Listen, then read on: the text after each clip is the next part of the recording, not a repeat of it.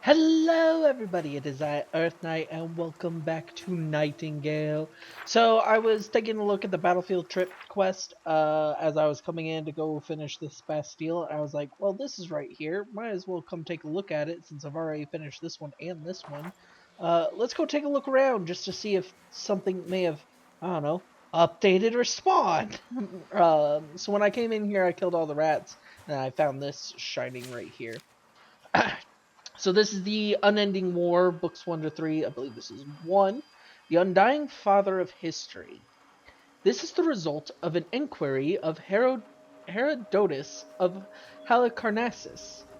So the great and marvelous deeds displayed by the court of Empyrean not be forgotten in time, including what was cause of their unending war with the court of hearts, and the reasoning behind their disappearance. The coronary Fae say that the Empyreans were the cause of the dispute. These, they say, overstepped their bounds, claiming entire realms for their Empyrean network that had not belonged to them. But the Empyreans do not tell the same story. They say that these realms were gifted by kin, and they never laid claim to them.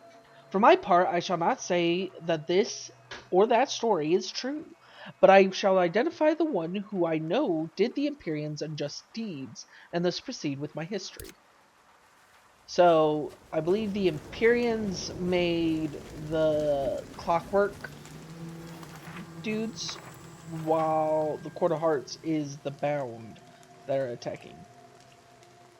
Um, may not necessarily be the exact, but we'll find out as we proceed, because it's constantly the bound versus which the bounds seem like they're like the Court of Hearts, because we learned about the Court of Hearts in uh, Sylvana's Tears.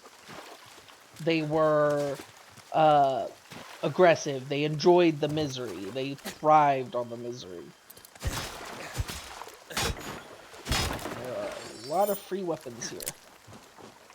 Or free ammo, I should say. I'm going to try to collect as much of it as I can, because that'll save me when we have harder bosses. And I have to actually go pick up some of this ammo. Because Lord knows the gauntlet's going to have quite a few hostiles.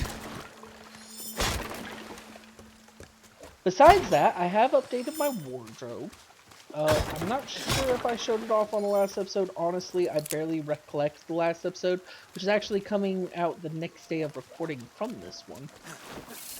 I know I had quite a bit of story stuff that I had to go over so that I could continue. Those aren't hostile. So this is one of the old Bastilles, so we'll hit this, which is that way, yeah? Yeah.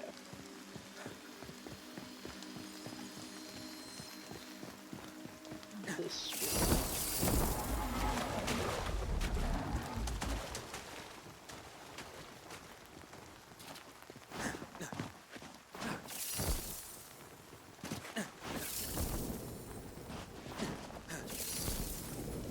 I think that might be it right there. Because this was, I believe, the first one we actually did. That's a marble here. Decent stones. I did find upon trying to make these weapons, that's when high level stone is very valued. Oh no, we passed it. It's there. This is the bastion we already completed.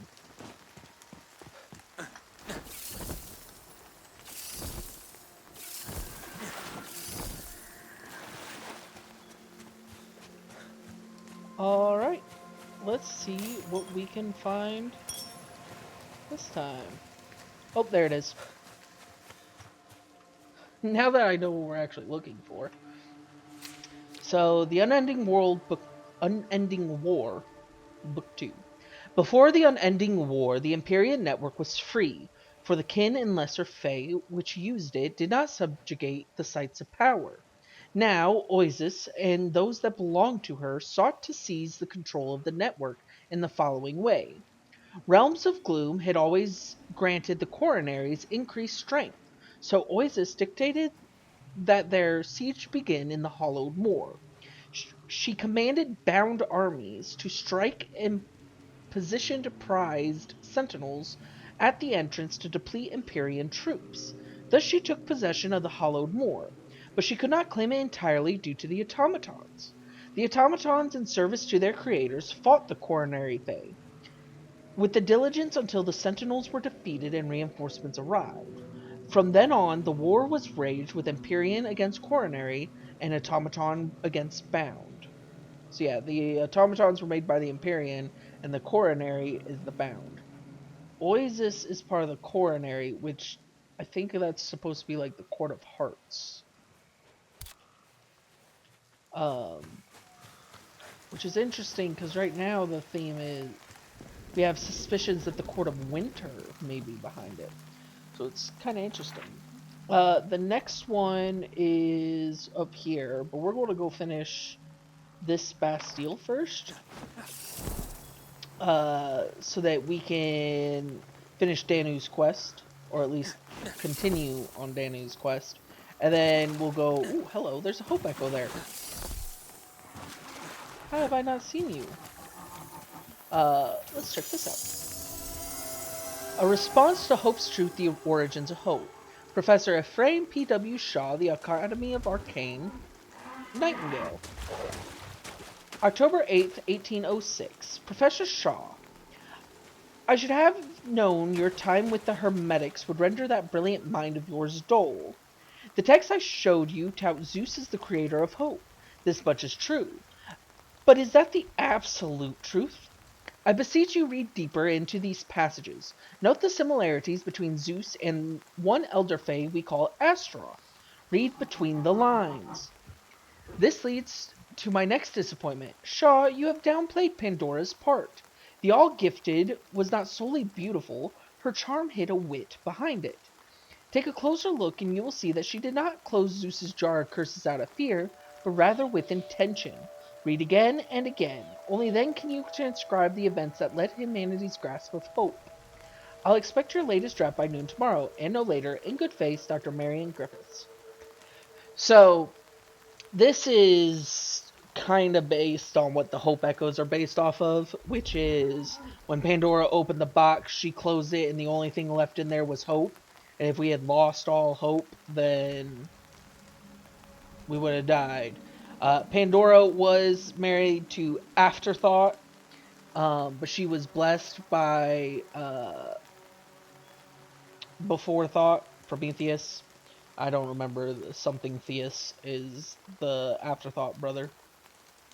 And Zeus gave her the box because he knew she would open it. Well, gave the brother the box because he knew she would end up opening it, and she saved Hope. And apparently, Zeus and Astaroth are similar, and Pandora, the all-gifted, say she intentionally let all the curses except for Hope.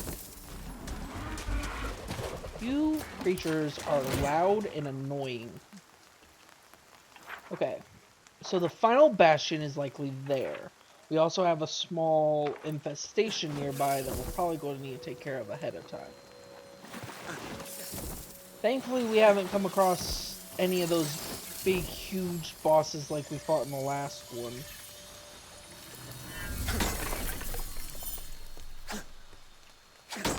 I will say, her teleporting up to me when she's like right behind me has been getting aggravating because I keep thinking Puck is spawning behind me with a message. So I keep turning around, but it's just her. That will be the infestation.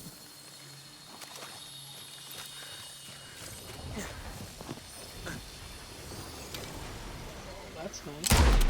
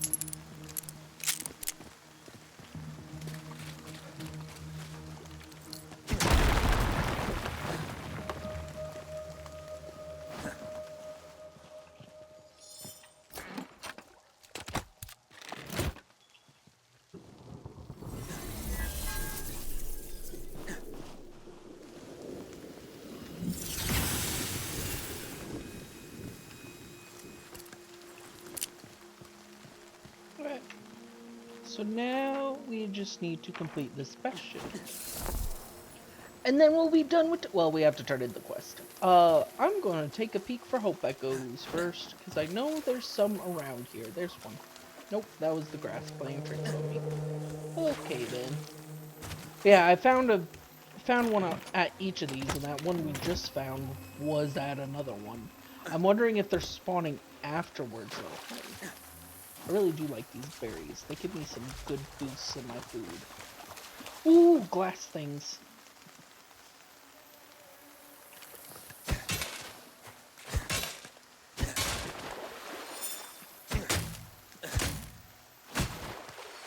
Wow, those actually give you things. Most things aren't destructible like that. Most times you find those and you can just pick them up.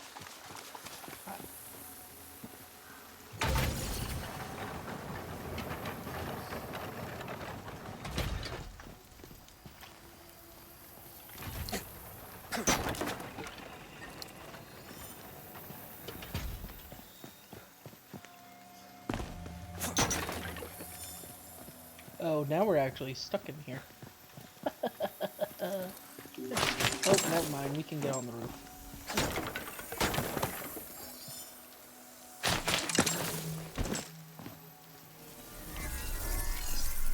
There, I hope I go up here. Or a chest.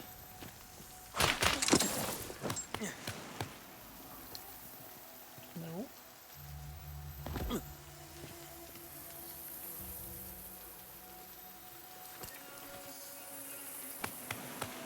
Oh, that's not what I wanted. Oh, there's a Hope Echo right here. Bound to suffer. I think this might have been the last one. I'm sorry, I'm sorry, I'm sorry. Another scream, it hurts. I don't want to hear it, please. It was not supposed to be like this. We'd grab whatever treasure awaited and leave. Simple as that. I guess you could say I got lucky. I rushed in to see what I could find. On my way back, I heard a commotion. We were trapped, and then the first scream.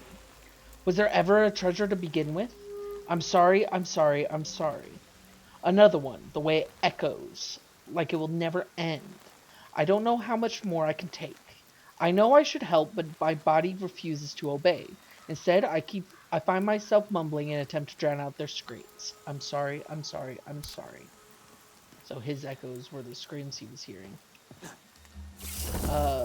While we're not trapped in here, I do need the tier 3 essence, so we're going to do this anyways.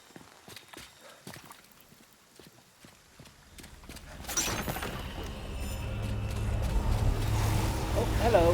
Hello. Oh, it's spawn bummers.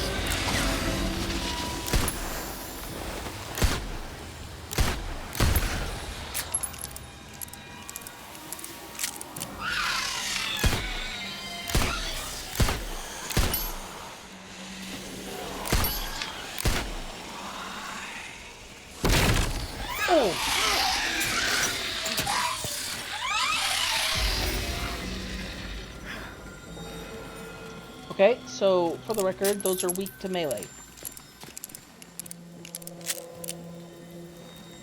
Let's swap gears a little bit.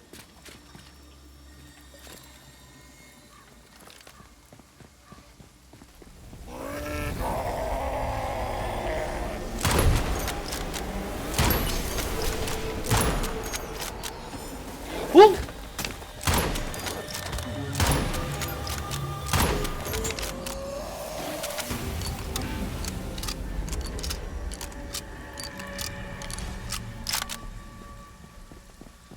Whew.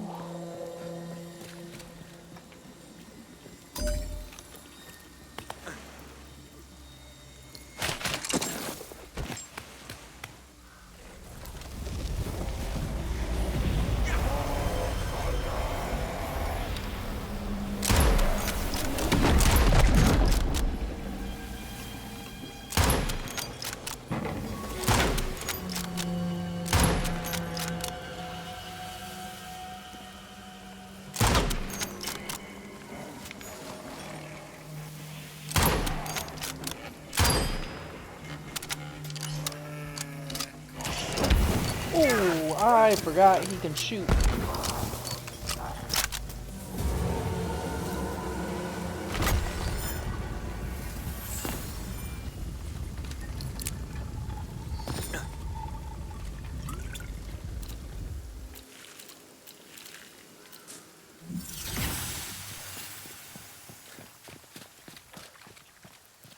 And like that, we've completed the quest. Alright, so I'm gonna zippy on over there. I'll be right back when I get to Danu.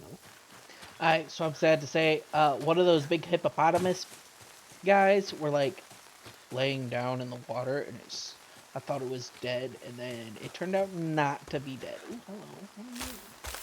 Ooh, potatoes. Oh, she's got a little Doshland. So cute. Anyways, hi Danu. I really don't like that I can't look up at you. Little one, you have returned. What brings you back? I've explored the Fae Ruins for you. The tomb. It went winsome for a moment, then quieted to a satiated hum. Was this at your hands, little one? I'm unsure. It was hard to hear anything over the noise of the bound. I knew I could hear it. A good crackling inside you. That warbling ember is in your chest. Thank you, little Realmwalker. We all need a helping hand once in a while. If only more of your tribe felt that way. Ah, it's been so loud for so long. When you dulled the tune, it emptied the air. Now I sense the song I follow resides. I shall collect it and move on. So you intend to leave? Leave? No. This realm's need of me lingers, and so does yours, little one. I hear clearly now. There is other music in you, a song unfinished, your future uncertain. You have eased my mind. Let me ease your path. Is there more you could tell me about the sun giants? Ah, I remember, yes. You want some gimcrack possessed by the Skyfallers. How might I obtain what I need then from them? In worlds past, when my kind and theirs struggled to survive, exchange rituals were held, a sharing of wisdom and goods alike, to open new doors. That sounds very civilized. A mutual gift giving eases the struggle that comes from enormity. To respect what was and apprehend what will be. Not easy, no. I understand humankind to be skilled artificers, and what my cousin's fancy can be forged, a curio configuration. How do you know so much about the Skyfallers? It is believed that Grendels and Skyfallers were once bloodkin, too many cycles ago to count. There was a split. My half went toward the mire, their half toward the sun. Still, we maintain relations, meeting somewhere in the middle. How do I make this offering properly? As you would make anything else, with deep care. Here, my cousins are complicated, but simple, as are most things. Many of men mistake their simplicity for stupidity. untrue. Do you understand now why I distrusted you? Humans only hear the music that matters to them. Even this trade you seek wearies me, yet I sympathize with your cause. Return to me when your hands have done the work. I will inspect the configuration for authenticity. I shall return soon enough. So now we've unlocked the curio to make, and I will do that next episode. Actually, I'll probably wait. I'm going to finish this Battlefield Ruin, and then actually we might go talk to this person, complete the Battlefield Ruin, and actually finally make it up to that person. Hope you enjoyed. If you did, go ahead, leave a like. I'm doing another big, huge recording cycle again. Now that the episodes have finally caught up and all my November stuff has been taken care of. So I'll be closer to the episode releases now. So hopefully you're all caught up, and if you have any comments, please do leave them so I can respond to them as soon as I can. Hope you enjoyed. Toodles!